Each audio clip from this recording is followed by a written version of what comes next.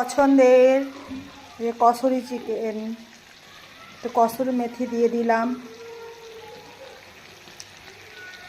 কার কার পছন্দ চিকেন? আমি তো একদম পছন্দ করি না, ভালো লাগে না। কিন্তু রান্না করতে হয় হাজব্যান্ডের জন্য, ও ভালো খায়।